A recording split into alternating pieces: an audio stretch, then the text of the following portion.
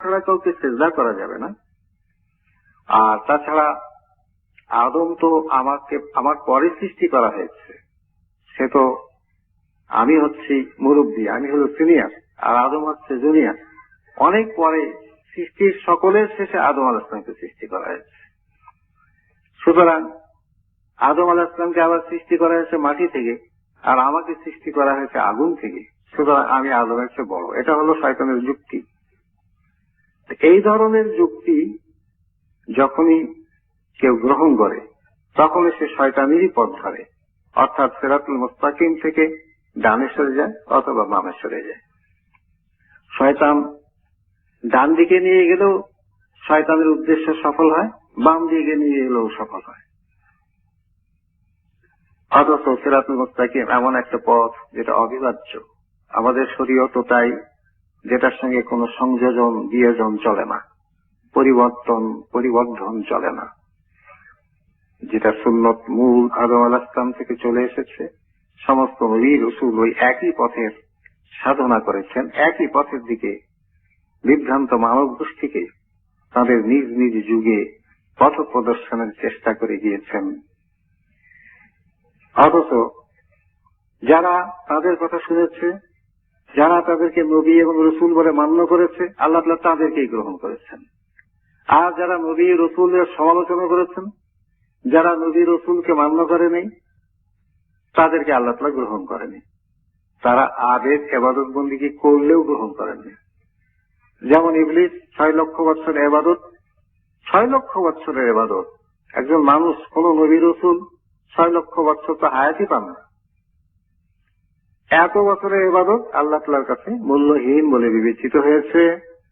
সে রিসালাতের মাপকাঠিতে, নবুয়তের মাপকাঠিতে যখন মাপা হলো তখন এটা প্রকাশ হয়ে গেল। কিন্তু আল্লাহ তাআলা আলিমুল গায়ব কিন্তু জানতেনই যে লক্ষ লক্ষ কোটি কোটি বছর ইবাদত করলেও তার ইবাদতটা বিশুদ্ধ নয়। বিশুদ্ধ নয় কারণ হচ্ছে তার অন্তরের মধ্যে হিংসা রয়ে গেছে। সে আদম আলাইহিস সালামের প্রতি হিংসা পোষণ করেছে। তাহলে দেখা যাচ্ছে যে হিংসা অন্তরে তখন থাকবে ততক্ষণ পর্যন্ত ইবাদত আল্লাহ তাআলার দরবারে কবুল হবে না, ঠিক কিনা? আর হিংসা কোথায় থাকে? মানুষের মাথায় থাকে। মানুষ কি হিংসা কোথায় বহন করে? মানুষ তো অন্তরেই বহন করে, কলবে। তারপরে আরেকটা হচ্ছে অহংকার বোধ, অহংবোধ, আত্ম প্রসাদ বোধ। এই সমস্ত তো অন্তরেরই রোগ।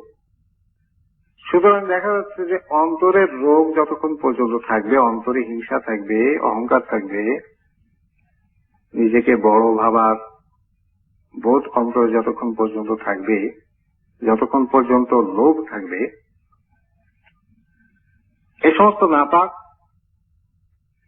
নাপাকি অপবিত্রতা যতক্ষণ অন্তরে থাকবে ততক্ষণ পর্যন্ত বাহিরের ইবাদত বন্দেগী, রুকু সিজদা নামাজ ইত্যাদি আমাদের কোনো কাজে আসবে না। নেফাক, এই নেফাক অন্তর থেকে না সরা পর্যন্ত সিরাতুল মুস্তাকিম আমরা পাবো না। আর এটা ততক্ষণ পর্যন্ত সরবেও না যতক্ষণ পর্যন্ত আল্লাহওয়ালা, আল্লাহ তাআলার নবী রসুল তাদেরকে মান্য করা না হবে। তাহলে দেখা যাচ্ছে যে ঈমান মানে হচ্ছে তাওহীদ, আল্লাহ তাআলার একত্বের উপর স্বীকৃতি, বেমেসাল একত্বের উপরে স্বীকৃতি। যে একত্ব এক বললে আমরা বুঝি সেরকম নয়, যেরকম একত্ব বেমেসাল উদাহরণ রহিত এবং আল্লাহ তাআলার সম্মানের উপযোগী ওই রকম একত্ব যা আমাদের বোধাতীত, সেই রকম একত্ব তাওহীদ। তারপরে হচ্ছে আল্লাহ যাদেরকে নবী রসুল হিসাবে নির্বাচন করেছেন সেই রসুলকেও মান্য করা। তারপরে হচ্ছে আরেকটি বিষয় যেটা আল্লাহ তাআলা ইরশাদ করেছেন, আমাদেরকে জানিয়েছেন ওহীর মাধ্যমে, এবং যেটা আল্লাহর নবী রসুলগণ জানিয়েছেন ওহী গায়ের মতলুর মাধ্যমে, তাদের বাণীর মাধ্যমে। এই দুইয়ের মাধ্যমে আমরা জানতে পেরেছি কি এমন অনেক বিষয় যেটা আমরা দেখি না, যেটা আমাদের দৃষ্টিতে ধরা পড়ে না। যেমন কবরের আযাব, আলমে বারজাখ, যেমন কিয়ামত হবে, এটা তো আমরা জানি না। এটা আমাদেরকে নবী রসুল জানিয়েছেন, আল্লাহ জানিয়েছেন, আল্লাহ রসুলগণ জানিয়েছেন। ইসরাফিলের সিংহা ফুৎকার দেওয়া হবে, সমস্ত সৃষ্টি ধ্বংস হয়ে যাবে, এ সমস্ত সংবাদ। তারপরে হাসরের প্রান্তরে সবাইকে, সমস্ত মানব গোষ্ঠীকে, যারা ইতিপূর্বে এসেছেন, চলে গিয়েছেন, এখন যে আমরা আছি, ধীরে ধীরে চলে যাচ্ছি, যারা আগামীতে আসবে এবং চলে যাবে, সকলকে সমবেত করা হবে। সেই সমবেত মানব মন্ডলীর বিচার করা হবে, হিসাব হবে, মিজান হবে, পুলসিরাত, হাউজে কাউসার, সেখানে কাউসারের পানি রাসূল পাক সাল্লাল্লাহু আলাইহি ওয়াসাল্লাম পান করাবেন। সেখানে পুলসিরাত হবে, সেখানে পুলসিরাতের পরে, বিচারের পরে যার পুণ্যের পাল্লা ভারী হবে তাকে বেহেশতে প্রবেশ করানো হবে, যার পাপের পাল্লা ভারী হবে তাকে দোজখে প্রবেশ করানো হবে। আর একদল লোককে বিনা হিসাবে বেহেশতে প্রবেশ করানো হবে, আরেক দল লোককে বিনা হিসাবে জাহান্নামে প্রবেশ করানো হবে। এই সমস্ত সংবাদের বিষয় হচ্ছে আখিরাতের বিষয়। এই আখিরাতের উপর বিশ্বাস, এটাও ঈমানের আরেকটি অঙ্গ। সুতরাং ঈমানদার হতে গেলে তার তাওহীদ, রিসালাত এবং আখিরাতের বিশ্বাস ও বিষয়সমূহ সুদৃঢ়ভাবে বিশ্বাস করতে হবে। এবং সুদৃঢ়ভাবে বিশ্বাস, এটাও কলবের ব্যাপার। ঈমান মানুষ বিশ্বাস করে অন্তর দিয়ে, যেটা বিশ্বাস সেটাই হলো বিশ্বাস। সুতরাং এই অন্তর যতক্ষণ পর্যন্ত পবিত্র না হবে ততক্ষণ পর্যন্ত বিশুদ্ধ বিশ্বাসও সেই অন্তরে, সেই কলবে থাকা সম্ভব নয়।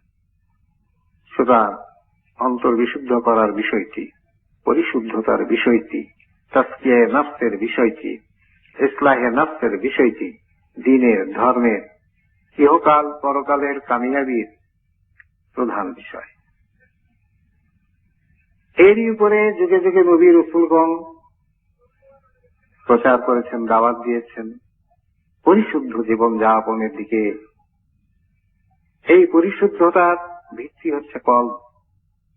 এই কি জন্য দিয়েছেন? কারণ দেখা গেল পরিশুদ্ধ অন্তঃকরণ ছাড়া ইবাদত যেটা, সেটা ইবলিসের ইবাদতের মতন ইবাদত হবে। সুতরাং মানুষ যতই ইবাদত বন্দেগী করুক না কেন, শিরিক যারা করে তারা তো বিভ্রান্ত অবশ্যই।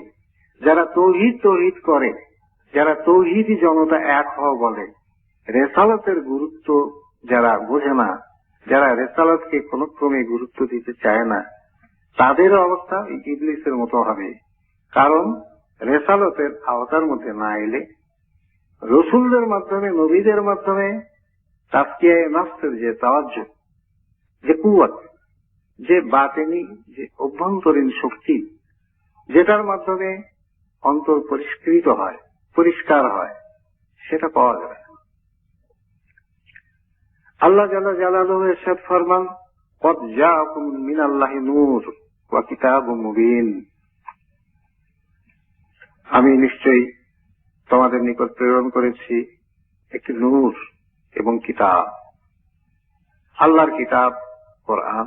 পূর্ববর্তী জামানায় নবীদের উপরে যে কিতাব সমূহ, সহিফা সমূহ আল্লাহ তাআলা নাজিল করেছিলেন, তাওরাত, ইনজিল, জব্বুর এবং অন্যান্য সহিফা সমূহ বিভিন্ন নবীর উপরে নাজিল করেছিলেন। এই যে কিতাব, এই কিতাবে আমাদের জীবন বিধান সম্পর্কে বিস্তৃত বর্ণনা দেওয়া আছে। এই কিতাবে বিস্তীর্ণ বর্ণনা দেওয়া আছে, বিস্তারিতভাবে বর্ণনা করা আছে। কিন্তু আমরা জানি কিতাব পড়তে গেলে আলো দরকার হয়। যে কোনো গ্রন্থ পাঠ করতে গেলে অন্ধকারে নিশ্চয়ই পাঠ করা যায় না। যায় যার অন্তর আলোকিত নয়, যার অন্তর অশুদ্ধ, অপবিত্র, যার অন্তরে হিংসা, লোভ, অহংকার ইত্যাদি আছে, সেই অন্তর দিয়ে কোরআন পড়তে গেলে তার যদি বাইরের চোখ দুটো থাকেও, তাহলে কোরআনের অক্ষর পর্যন্ত সেই দৃষ্টি সীমাবদ্ধ থাকবে, কোরআনের বিবরণ পর্যন্ত দৃষ্টি সীমাবদ্ধ থাকবে, কোরআনের হকিকত পর্যন্ত, তত্ত্ব পর্যন্ত তার দৃষ্টি পৌঁছবে না। তখন কি হবে? কোরআনের মূল মর্ম যেটা, সে তার অন্তর্দৃষ্টিতে দেখতে পাবে না। আর না পেলে কি হবে? সে বিভ্রান্ত হবে। আলো ছাড়া যেমন গ্রন্থ পাঠ করা যায় না, তেমনি অন্তরের আলো ছাড়া কোরআনের হকিকত, মূল তত্ত্ব বোঝা যায় না। দেখা যাচ্ছে আমাদের ঈমানকে পরিশুদ্ধ করতে গেলেও অন্তর পরিশুদ্ধ করতে হবে, আমাদের দিন ধর্মকে